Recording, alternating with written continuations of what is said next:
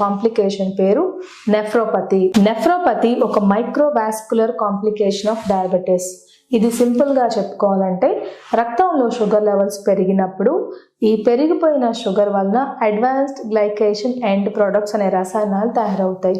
ఈ రసాయనాలు కిడ్నీలో ఉన్న రక్తనాళాల పైన పనిచేయడం ద్వారా కిడ్నీలు నెమ్మదిగా ఫెయిల్ అయిపోయే అవకాశాలు ఉంటాయి. ఈ కిడ్నీ ఫెయిల్యూర్ని మనం ఎవరిలో సాధారణంగా చూస్తూ ఉంటామంటే ఎక్కువ కాలంగా 10 సంవత్సరాలు పైగా కిడ్నీ జబ్బు ఉన్న వాళ్ళు, రెండవది షుగర్ లెవెల్స్ కంట్రోల్లో లేకుండా ఎప్పుడు చెక్ చేసుకున్న ఫాస్టింగ్ బ్లడ్ షుగర్ లేకపోతే ఆహారం తిన్న తర్వాత షుగర్ లెవెల్స్ HbA1c 8 దాటిన వాళ్ళల్లో మనం కిడ్నీ ఫెయిల్యూర్ చూస్తూ ఉంటాము. బీపీ, కొలెస్ట్రాల్ లెవెల్స్ షుగర్తో పాటు పెరిగి ఉంటే వాళ్ళల్లో కూడా కిడ్నీ ప్రాబ్లమ్స్ వచ్చే అవకాశాలు ఉంటాయి.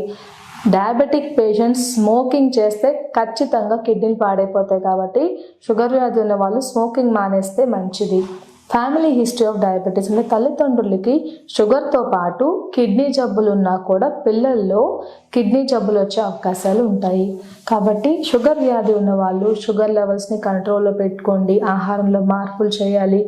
షుగర్ లెవెల్తో పాటు బీపీ, కొలెస్ట్రాల్ని కూడా కంట్రోల్లో పెట్టుకుంటే మనం కిడ్నీ జబ్బులు రాకుండా చూసుకోవచ్చు. కిడ్నీ ఫెయిల్యూర్ ఉన్న వాళ్ళు ఎటువంటి ఆహార పదార్థాలు తీసుకోవాలి, ఎటువంటి ఆహార పదార్థాలు తీసుకోకూడదో మనం ఇప్పుడు చూద్దాం. ఈ లిస్ట్లో మొదటిది వాటర్.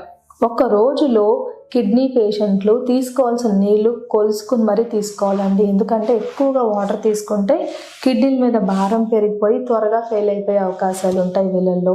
ఎంత నీరు ఒక రోజులో తీసుకోవాలి కిడ్నీ ఫెయిల్యూర్ పేషెంట్ అనేది వాళ్ళ యూరినరీ అవుట్పుట్ మీద, మరియు శరీరంలో వాపు, కాళ్ళ వాపు, మొహం వాపు, కొంతమందిలో హార్ట్ ఫెయిల్యూర్ కూడా ఉండే అవకాశాలు ఉంటాయి. వీటి మీద ఆధారం చేసుకుని డాక్టర్లు ఈ నీటి శాతం అనేది లెక్క పెట్టడం అనేది జరుగుతుంది. నార్మల్ యూరిన్ అవుట్పుట్ ఉన్న వాళ్ళలో అయితే 24 గంటలు యూరిన్ అవుట్పుట్ లెక్క పెట్టి దానిపైన ఒక 500 ml యాడ్ చేసుకుని అంత నీరుని ఒక రోజులో తీసుకోవచ్చు.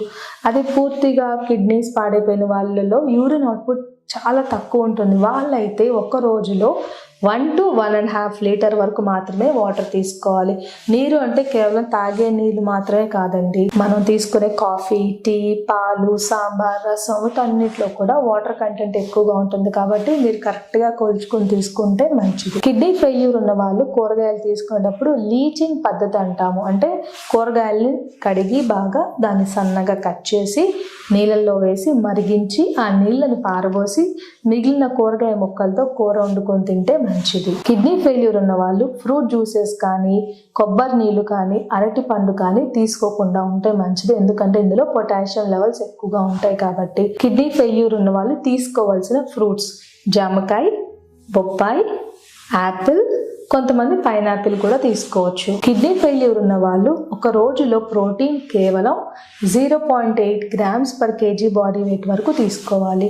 ఉదాహరణకు మీ బరువు 60 కిలోలు అయితే మీరు 45 నుంచి 50 గ్రాముల వరకు మాత్రమే ప్రోటీన్ తీసుకోవాలి. ప్రోటీన్ అనేది నాన్ వెజ్ మరియు వెజిటేరియన్ సోర్సెస్లో ఉంటుందండి. Non veg, chicken, fish, mutton వీటన్నిటిలో ప్రోటీన్ ఎక్కువగా ఉంటుంది. కాబట్టి కిడ్నీ ఫెయిల్యూర్ ఉన్న వాళ్ళని నాన్ వెజ్ లిమిట్ చేయమని చెప్తాము. ఒకవేళ మీరు నాన్ వెజ్ తీసుకోవాలనుకుంటే వారానికి ఒక రోజు లేకపోతే 2 రోజులు లిమిట్ చేస్తే మంచిది. అది కూడా ఒక రోజులో 100 grams మాత్రమే లిమిట్ చేస్తే మంచిది. అది వెజిటేరియన్ సోర్సెస్ ఆఫ్ ప్రోటీన్కి వస్తే కందిపప్పు, మినపప్పు, పెసరపప్పు, chick peas, rajma, green peas వీటన్నిటిలో కూడా ప్రోటీన్ కంటెంట్ ఎక్కువగా ఉంటుంది. పనీర్లో కూడా ప్రోటీన్ ఉంటుంది. కాబట్టి వెజిటబుల్ సోర్సెస్ ఆఫ్ ప్రోటీన్ అంటే ఈ పప్పు దినుసుల్ని కూడా లిమిటెడ్గా తీసుకుంటే మంచిది. కిడ్నీ ఫెయిల్యూర్ ఉన్న వాళ్ళు పాటించవలసిన ఆహార నియమాలలో ముఖ్యమైనది, కిడ్నీ ఫెయిల్యూర్ పేషెంట్ ఒక రోజులో కేవలం 3 నుంచి 5 గ్రాముల వరకు మాత్రమే ఉప్పు తీసుకోవాలి. నిలవ పచ్చళ్ళు, అప్పడాలు, వడియాలు, క్యాన్డ్ ఫుడ్స్ వీటిల్లో ఉప్పు శాతం ఎక్కువగా ఉంటుంది. కాబట్టి ఇటువంటి ఆహార పదార్థాలు కిడ్నీ ఫెయిల్యూర్ ఉన్న వాళ్ళు తీసుకోకుండా ఉంటే మంచిది. అన్నం వండుకునేటప్పుడు లేకపోతే చపాతీ పిండి కలుపుకునేటప్పుడు ఉప్పు వేయకుండా కలుపుకోండి. కూరలు వండుకునేటప్పుడు కూడా మీరు రెగ్యులర్ గా వాడే సాల్ట్ కన్నా సగం మాత్రమే వేస్ట్ చేస్తే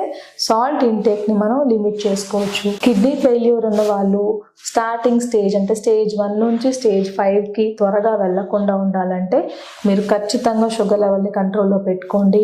బీపీ, కొలెస్ట్రాల్ని కంట్రోల్లో పెట్టుకోవాలి. ఇప్పుడు మనం చెప్పుకున్న ఆహార నియమాలన్నీ పాటిస్తూ ఉంటే మనం కొంతవరకు సమస్యను తగ్గించుకోవచ్చు.